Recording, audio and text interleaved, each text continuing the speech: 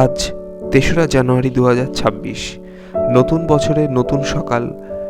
বহুদিন ধরে ইচ্ছা ছিল নদিয়ার বুকে গড়ে ওঠা বেথুয়া ডহরি অভয়ারণ্য দেখার এবং আপনাদেরকেও দেখানোর। সেই উদ্দেশ্য নিয়েই নতুন বছরে এই যাত্রা শুরু করলাম।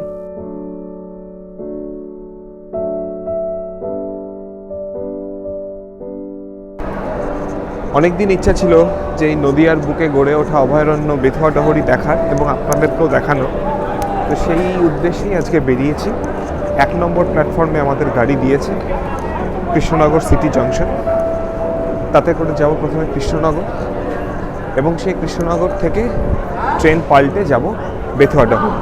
সঙ্গে থাকুন।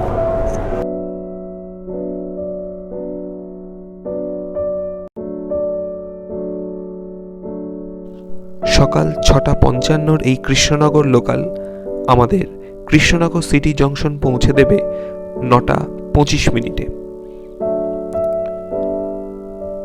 নতুন বছরের এই অপরূপ শোভা সকালবেলা দেখতে দেখতে পৌঁছাতে লাগলাম কৃষ্ণনগরের উদ্দেশ্যে।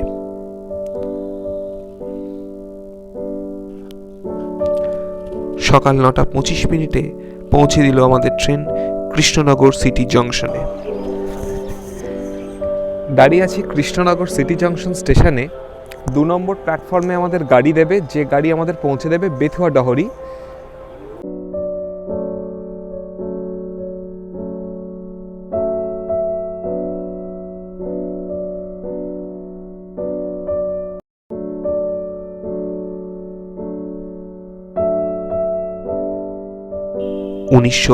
সালে ৬৭ হেক্টর জায়গা নিয়ে এই বেথুয়া ডহরি অভয়ারণ্য গঠিত হয়েছে।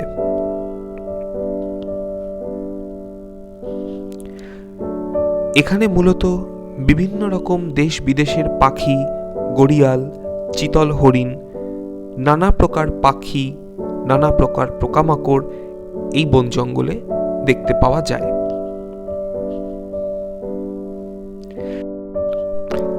ট্রেন ছাড়ার পর ট্রেনের দুদিকে যে অপরূপ শোভা সাক্ষী থাকলাম তা হয়তো কোনোদিনই ভুলব না।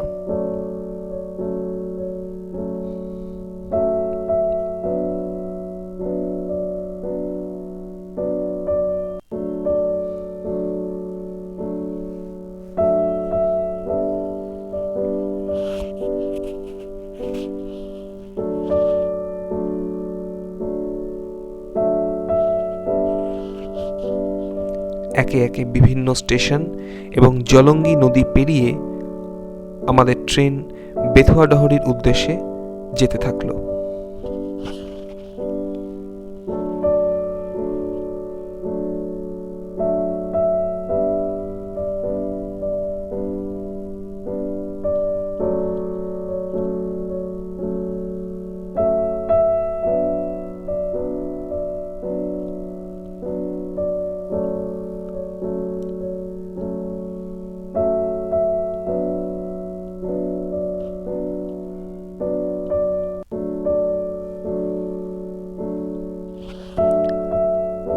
সকাল তখন প্রায় ১১টা।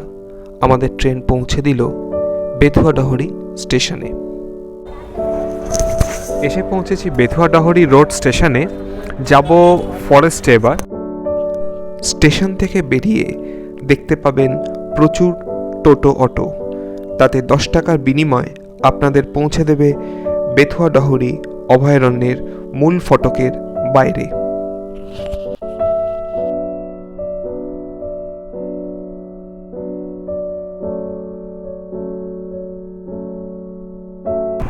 এই মুহূর্তে দাঁড়িয়ে আছি বেথুয়া ডহরি অভয়ারণ্যের ঠিক সামনে।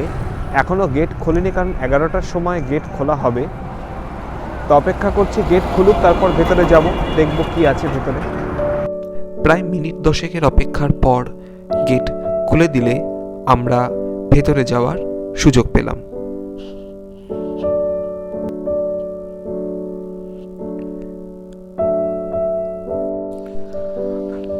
বেথুয়া ডহরি অভয়ারণ্যে আসার পর যেটা মনে হলো, আমরা যারা কলকাতা শহরে থাকি, এই কংক্রিটের ভিড় থেকে একদিনের জন্যে হলেও এই বেথুয়া ডহরি অভয়ারণ্য এসে ঘুরে যাওয়া যায়। এখানে প্রাকৃতিক শোভার পাশাপাশি যে বিভিন্ন রকম গাছ, বন জঙ্গলের যে একটা নীরবতা, নিস্তব্ধতা, সেটা উপভোগ করতে একবার অবশ্যই আসতে হবে এখানে।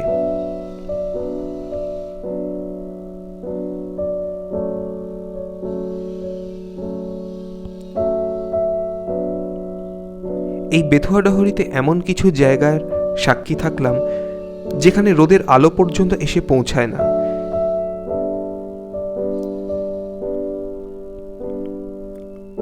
সামনে গড়িয়াল, কুমির এবং দূরে চিতল হরিণ আসা শুধু শুনতে পেয়েছি, কিন্তু দেখতে পাইনি। কিন্তু তবুও বিভিন্ন মানুষের ছুটে যাওয়া সেই চিতল হরিণকে দেখার যে আনন্দ, যে উত্তেজনা, সেটা সত্যি ভোলার নয়। এখন রয়েছি বেথুয়া ডহরি অভয়ারণ্যে।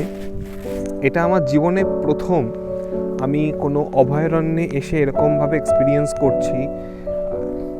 চতুর্দিক স্বাভাবিকভাবেই গাছে গাছই হবে। আমি দেখলাম গড়িয়াল, আর কিছু তো এখনো অবধি দেখিনি। তবে এই জঙ্গলের মধ্যে দিয়ে হেঁটে যাওয়া এক্সপিরিয়েন্সটা দারুণ লাগছে। শুধু পাখির ডাক, চুপচাপ নিস্তব্ধ পরিবেশ, এইটাই খুব দামি একটা জিনিস সংগ্রহ করে যাচ্ছি।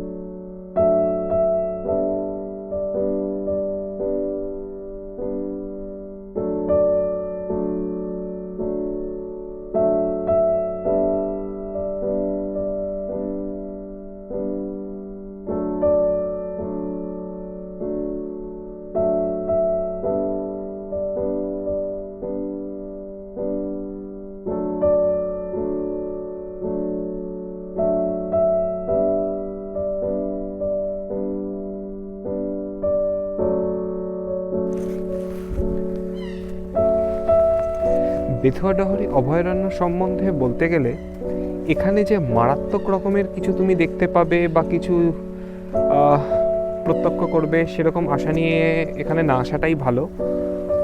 কারণ বেথুয়া ডহরি অভয়ারণ্যে মূলত হচ্ছে এখানে বন জঙ্গল, নিস্তব্ধতা, নীরবতা, প্রকৃতি, সৌন্দর্য। এখানে কিছু পাখি সংগ্রহে রাখা হয়েছে, তার মধ্যে ময়ূর এবং অন্যান্য আরও অনেক পাখিরা রয়েছে। কিন্তু এই যে বন জঙ্গল, এই যে প্রকৃতি, এই যে পোকামাকড়ের ডাক, এই যে পাখির ডাক, এইটাই বেথুয়া ডহরির সব থেকে বড় আকর্ষণ।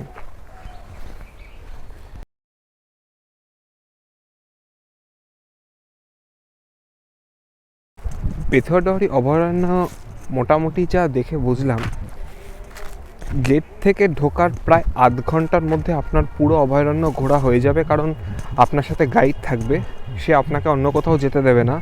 তাদের নির্দিষ্ট যে রুট আছে সেই রুটেই আপনাকে ঘোরাবে। আর দেখার মধ্যে হচ্ছে গড়িয়াল, হরিণ যদি আপনার কপাল ভালো থাকে তবেই দেখতে পাবে, না হলে পাবেন না। এছাড়া এখানে কিছু পাখি এদের সংগ্রহে রয়েছে, যেমন ময়ূর থেকে শুরু করে, ম্যাকাও থেকে শুরু করে অন্যান্য আরও রং বেরঙের নানা রকম পাখি।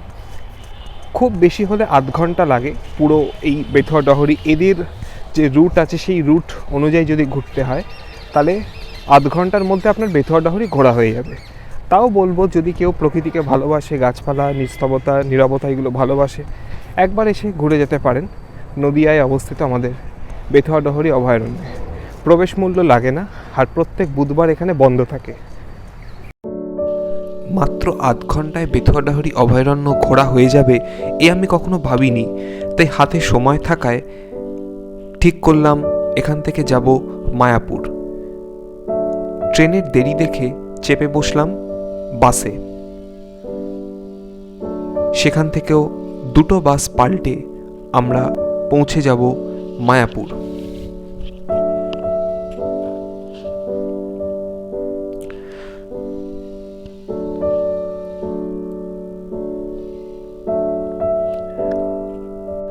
দুটি বাস পাল্টে আমরা ঠিক 1:30টায় পৌঁছে গেলাম মায়াপুর। বেথুয়া ডহরিতে গিয়েছিলাম, আধ ঘন্টা সব দেখা শেষ, কী করবো? তো হঠাৎ মনে হলো মায়াপুরে যাই, তো আমি এখন রয়েছি মায়াপুরে।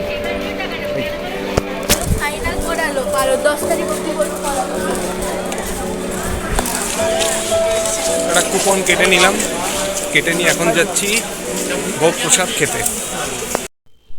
60 টাকা দিয়ে কুপন কেটে নামহট্টে আমরা চলে গেলাম ভোগ খেতে। ভোগ প্রসাদ খাওয়ার পর মায়াপুর ঘোরার উদ্দেশ্যে বেরিয়ে পড়লাম।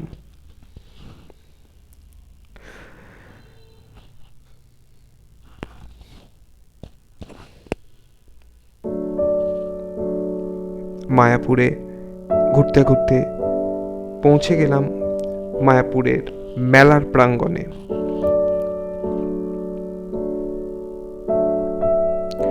সেখান থেকে কিছু বই, কিছু সামগ্রী কিনে এবার আস্তে আস্তে বাড়ি ফেরার উদ্দেশ্যে রওনা দিলাম।